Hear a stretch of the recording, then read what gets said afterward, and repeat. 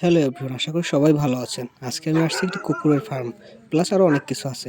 আমি একটি কুকুরের বাচ্চা সংগ্রহ করার জন্য আসছি, জার্মান শেপার্ড। হ্যাঁ, দেখতে পাচ্ছেন এটা হচ্ছে গেট। গেটে একটি জার্মান শেপার্ড দাঁড়িয়ে আছে। তো এখানে প্রবেশ করা যাবে না ততক্ষণ না পর্যন্ত মালিক আসবে, কারণ এরা খুবই আক্রমণাত্মক। কোনোভাবেই প্রবেশ করা সম্ভব না, তাই আমি অপেক্ষা করতেছি। মানুষ আসলে আমি ভিতরে ঢুকবো। দেখা যাক কতক্ষণে মালিক আমাকে নিতে আসে।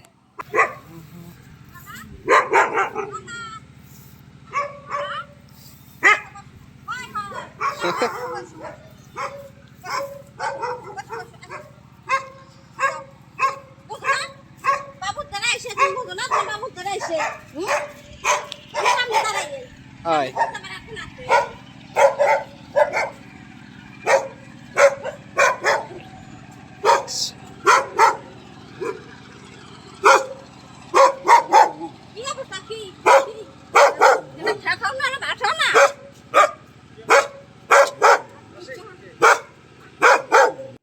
কতটা ভয়ঙ্করভাবে পাহারা দেয়, আমি তো পুরো ভয় পেয়ে গেছি। দেখতে পাচ্ছেন মোট 3টা কুকুর এখানে পাহারাদার।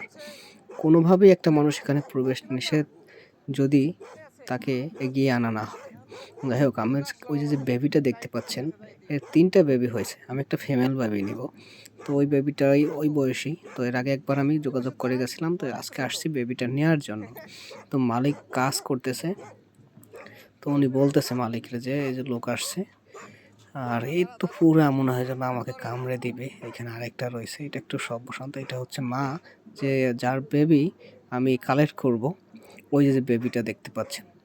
হ্যাঁ, এখানে আরো অনেক কিছু আছে। এখানে আপনার মিনি চিড়িয়াখানার মতো বলা যায়। ছাগল আছে, ওই ভেড়া দেখতে পাচ্ছেন, এখানে ভেড়া আছে, গরুর ফার্ম আছে পাশে। হ্যাঁ, ইনি একজন শৌখিন মানুষ। তো উনি শখের বশে অনেক কিছু পালন করে। এখানে ভয়েস দিয়া যে কথা বলবো সেই সুযোগ ছিল না, কারণ কুকুরগুলো এত বেশি ডাকতে ছিল, তাই আলাদা করে ভয়েস দিতে হচ্ছে। এই বাবুটাকে হচ্ছে আমি নিব, দেখি ওকে একটু আদর করে কি হয়, কি অবস্থা। কিন্তু এই বাবুটা তো মেল বাবু, আমি তো একটা ফিমেল নিব। ফিমেল নিব কারণ হচ্ছে আমি তো ব্রিড করাবো, যাতে ফিমেলটাকে কিছুদিন রেখে গেলে প্রেগনেন্ট হয়, পরে বাচ্চা পাই। কিন্তু আমি তো মেল নিলে সমস্যা হয়ে যাবে। দেখা যাক। তো বাবুটাকে একটু আদর করতে ইচ্ছা করে, কিন্তু ওই কুকুরটাকে তো ভয় লাগতেছে যে যদি আমি ওরে ধরি, ওই যে বাধা ওইগুলা ছিঁড়া ঠিরা এসে আমারে কামড়ে না ধরে। ওই পাশে আবার আরেকজন প্রচণ্ড রাগ দেখাচ্ছে। দেখা যাক কি করে এরা। একটু আদর তো করতেই হবে।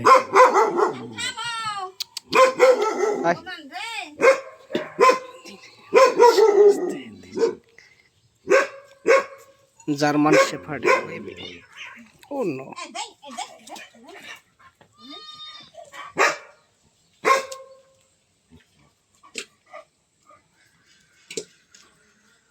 বাচ্চাটাকে ধরায় মাটা খেপে গেছে। যাই হোক, ভয়তে আমি ছেড়ে দিছি।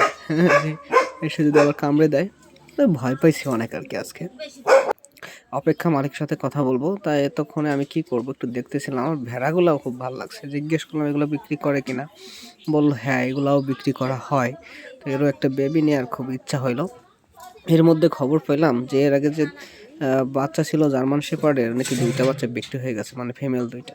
আমি একটু কষ্ট পেলাম, কারণ আমি একটা ফিমেল নিব, আমি তো আসলে মেল নিব না, কারণ আমার ব্রিড করাইতে হবে। কষ্ট পাইলাম যে আমি ওনাকে বলে গেছিলাম যে আমার জন্য রাখবেন। একটা বেবি বিক্রি করে দিছে 18,000 টাকা। আমি আজকে টাকা নিয়ে আসছিলাম, যে আজকে আমি বাচ্চাটা নিয়ে যাব, গাড়ি নিয়ে আসছি। যাই হোক, মনটা একটু খারাপ হয়ে গেল শোনার পরে। তো কী করব, দেখতেছিলাম ফার্মটা কেমন। এরকম একটা ফার্ম করলে আমার থাকলে এত অগোছালো থাকতো না, অনেক গোছালো রাখতাম। তো যাই হোক, আমি মালিকের সাথে এখনো কথা বলতে পারিনি, তো অপেক্ষা করতেছি। মালিকের সাথে কথা বলবো, এরপরে বেবি হলে যেন আমাকে বেবিটা দিয়ে যায়। আর ভয়ে আছে ওই পিছনের যে কুকুর 2টা, আমি যতক্ষণ পর্যন্ত আছি এখানে প্রচণ্ড ডাকাডাকি করতেছে। তাই আমি বেশি মুভ করি না, যেখানে দাঁড়িয়ে আছি সেখানেই দাঁড়িয়ে আছি। ভয়েস দেওয়ার কোনো সুযোগ ছিল না, কারণ ওদের ডাকাডাকিতে, তাই আলাদা করে ভয়েস দিতে বাধ্য হচ্ছি। এটা হচ্ছে ওনার বাসা। হ্যাঁ, উনি হচ্ছে আমেরিকান প্রবাসী ছিলেন। উনি বিভিন্ন দেশে ওনার জায়গা জমি ক্রয় করা আছে। এই হচ্ছে বেবিটা, আমার খুব ভালো লাগছে, খুবই টেম। আমি চলে যাচ্ছি, তো আমাদেরকে এগিয়ে দিতে যাচ্ছে, দেখতে পাচ্ছেন। এই হচ্ছে, ইনি হচ্ছে এই বাড়িতে কাজ করে। ইনি ধরে রাখছে আর আমি পাশ দিয়ে চলে আসলাম। এই হচ্ছে ব্যাপার। এরা প্রচণ্ড আক্রমণাত্মক, প্রচণ্ড। আর ওই যে ওই বাচ্চাটার বাবা হচ্ছে ও, তাই ওদের সাথে আমার ভালো বন্ডিং। যাই হোক, বেবি নেওয়া হলো না, আজকের মতো এই পর্যন্তই। Bye bye, tata.